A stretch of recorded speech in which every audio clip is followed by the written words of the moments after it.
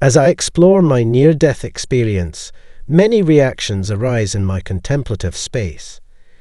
Curiosity becomes a fervent interrogator in this labyrinthine web of human connection, weaving inquiries into the intricate tapestry of investigation. In this kaleidoscopic montage, a symphony of concern and melodic voices urge me to seek medical advice, convinced that my convoluted brain is trapped. I've heard this collective chant, a harmonious mix of skepticism and trepidation, throughout my life. I've seen the rainbow of human doubt and disbelief in life's theatre. It's a complicated dance where some insist my vivid experience was a dream, a mirage in the vast desert of sleep. On the other hand, bold voices declare madness, clouding my memories. They say age has dulled perception, hiding the ethereal truths that once danced before my eyes. Incredulity is as plentiful as stars on the night sky. Strangely, faith has produced illogical responses. Christians have sometimes viewed me with skepticism, as if I were a symbol of evil. At 87, as my earthly journey nears its end, I stand at the edge of eternity. In this twilight, there's no appeal in deception or spinning tales to captivate curious minds. I throw my story into the void, regardless of your beliefs. As this is the last chapter of this tale, it will remain unchanged. I thank you for this opportunity to share my near-death story with you. On our family's sharecropping farm, we worked hard and only got paid when crops sold. Each day was a relentless dedication to the farm's demands, etched into the soil we tilled. Then fate threw me into a tumultuous fever. My mother, who wanted rest, and my father, who needed me, fought. He won that day due to his authority. After half a day in the fields, my illness weakened me and caused a dramatic collapse. I tilted towards consciousness amid distant voices that resembled my parents. They navigated a sea of distortion with faint words. I suddenly became a detached observer beside my inert body. My limp body found comfort on our family table, cared for by my mother, as my father frantically tried to get me home. An otherworldly glow briefly illuminated our dim home.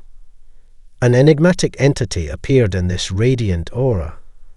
Though hesitant to be called an angel, it initiated a wordless telepathic communion and forced me to join it. I found myself on the banks of a clear river, its waters reflecting a pure soul in an instant.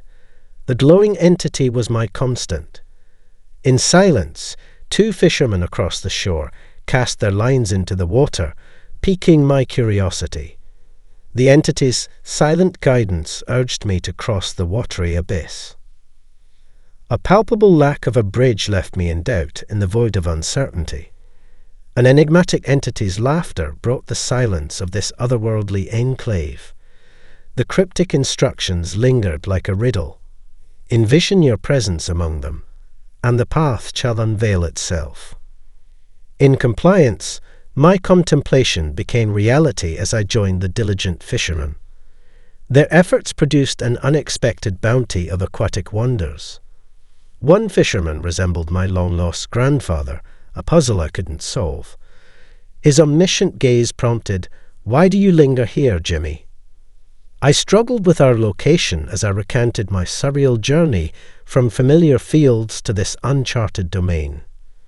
Time blurred and flowed in this temporal suspension's labyrinthine depths. Once rigid, time gave way to the infinite present. We were interrupted by a telepathic message from our spectral guide. Our journey must persist. You are awaited. Pray, disclose the coordinates of this awaited destination, I said.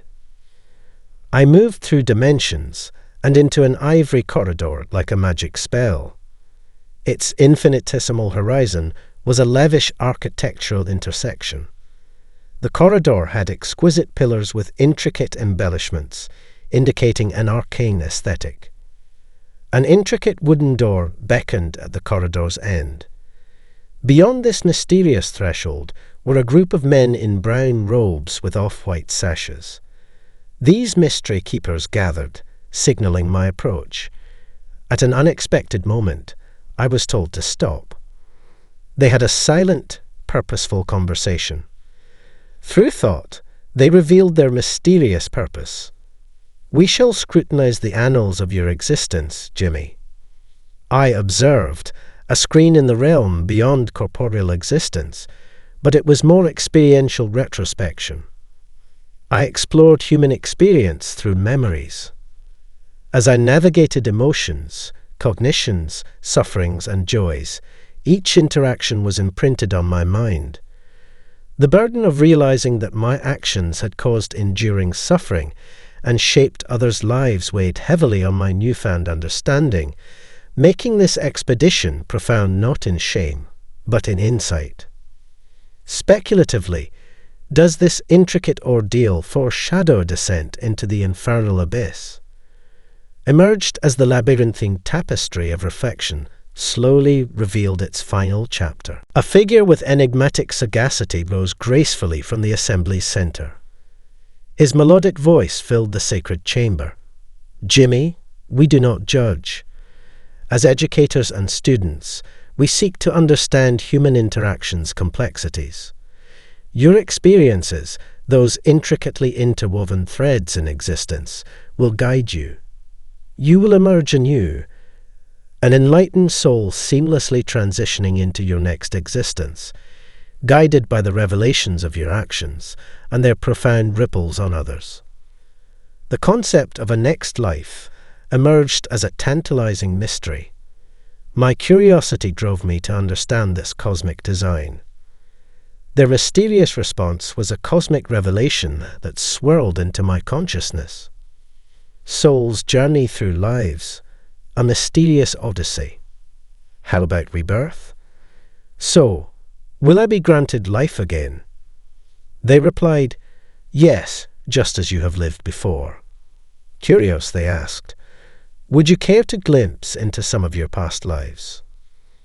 A fascinating history lesson followed my quick agreement.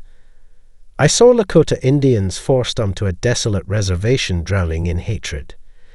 Child death was a devastating ending. As an Indian merchant, I struggled to feed my family. A thief caused a fatal heart attack. I turned down the chance to dig deeper. I was driven by a desire for progress, and none of these past lives were inspiring. I returned to the riverbank without my grandfather's ethereal presence, guided by the radiant entity. Luminous being asked, "Are you prepared to return home?" Without words, I said yes. I woke up to my mother's tearful face. The doctor gave me a foul-tasting remedy and told my mother to wrap me in blankets despite the heat. After recovering, I returned to the sun-kissed fields. A lifetime spent wondering about the mysterious figures around the table, the many lives waiting for me, and the true nature of the luminous being yielded no answers. During the experience, I was too afraid of the infernal abyss to ask questions. As the next chapter approaches, I hope to keep asking questions. In a society that calls me eccentric, I insist this was no dream. Today's story concludes, and I invite your diverse thoughts despite reincarnations, skepticism, and purported conflict with biblical teachings. Let us discuss with respect and reflection. Until we meet again, travel carefully, and may blessings abound.